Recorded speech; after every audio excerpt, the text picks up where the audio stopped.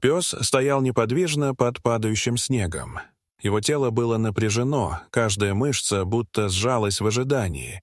Дыхание вырывалось изо рта густыми клубами пара, мгновенно исчезающего в ледяном воздухе. Это был не просто бездомный пес. Он казался частью пейзажа, укоренившимся в этом заснеженном, промерзшем мире, словно охранял нечто важное и священное. Его шерсть местами побелела от снега, спина покрылась ледяной коркой, хвост прижат к лапам. Он не двигался. Собаки редко ведут себя так. Уличные псы обычно либо мечутся в поисках еды, либо жмутся к укрытиям.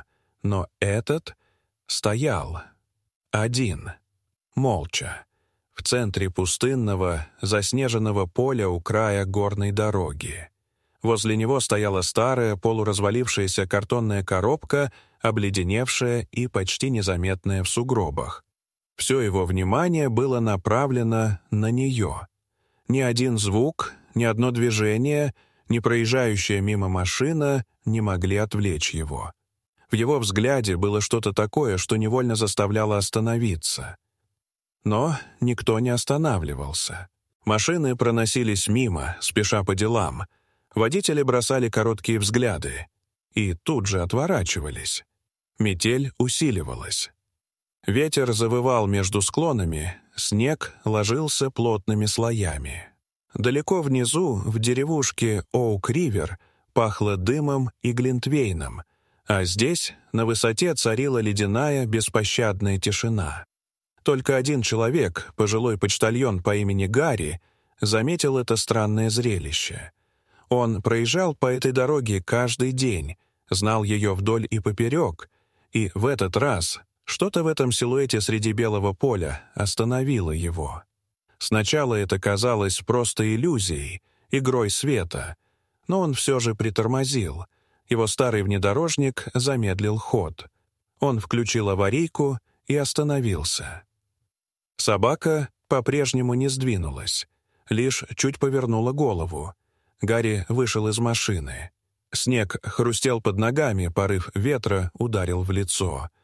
Он закутался плотнее в свой шарф и, сдерживая внутреннее напряжение, медленно пошел вперед. «Эй, дружище!» — пробормотал он. «Что ты тут делаешь?» Он ожидал, что собака испугается, убежит. Но она не шелохнулась. Только подняла одну лапу и положила ее на край коробки. Этот жест был почти человеческим. Он говорил: «Смотри». Гарри опустился на колени. Его сердце замерло. Внутри коробки, прижавшись к старому полотенцу, лежал крошечный, обессиленный котенок. Он был мокрый, дрожащий, весь свалявшийся, словно кто-то просто выбросил его. Его усы были в инее, шерсть липла к бокам. Он не мяукал, у него уже не было на это сил. У собаки не было ни ошейника, ни бирки. Ее шерсть свалялась, а одна лапа кровоточила, вероятно, от ран, полученных в пути. Но, несмотря на все это, она осталась. Более того, она, похоже, принесла коробку сюда сама, протащила по снегу. Гарри окинул взглядом окрестности. Следы на снегу вели только от леса к дороге. Один путь, один пес. Он бережно завернул котенка в свой теплый шарф. Было очевидно, времени у них немного. Оглянувшись на собаку, он негромко сказал: «Ты с нами?» И та без колебаний запрыгнула в машину. Не из страха, не из желания согреться. Она просто не могла оставить котенка. Клиника в городе находилась в 40 минутах езды. Гарри гнал так быстро, как только позволяла метель. Ветеринарная команда встретила их на пороге. В считанные минуты они начали спасать крошечное существо. Гипотермия, обезвоживание, истощение. Врачи боролись за его жизнь. Поместили в инкубатор с подогревом, подключили капельницы. А собака, которую сотрудники назвали Рокки, легла прямо перед стеклом. Пес не ел, не пил, только смотрел. Целые сутки, не отходил ни на минуту. Его глаза неотрывно следили за каждым движением Зары. Так назвали котенка. Он словно считывал, жива ли, дышит ли. На третий день Зара открыла глаза. Сначала слабо, еле осознанно, потом попыталась приподняться. Ветеринары затаили дыхание. Она выжила. Маленькое, почти бессильное существо сделало первый шаг. И тут же ткнулась носом в стекло, ища Рокки. Когда их воссоединили, это был момент, который никто не забудет. Зара прижалась к псу, он обвил ее своими лапами и, кажется, впервые за все это время позволил себе уснуть. Спокойно, с доверием. Он выполнил свою задачу. Историю выложили в интернет. Фото, где Рокки лежит, обняв Зару, а за окном все так же идет снег, разлетелось по соцсетям. Люди писали письма, предлагали помощь, плакали. Мир вдруг замер от чего-то настоящего, не фальшивого, не выдуманного. Просто пес и котенок. Один не позволил другому умереть.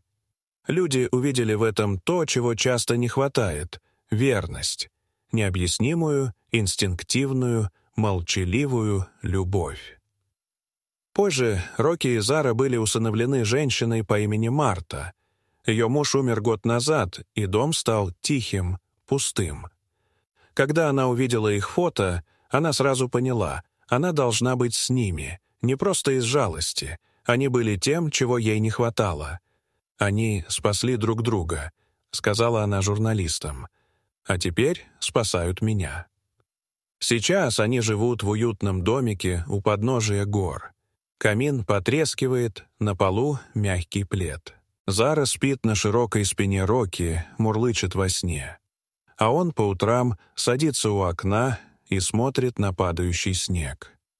Спокойно, без страха.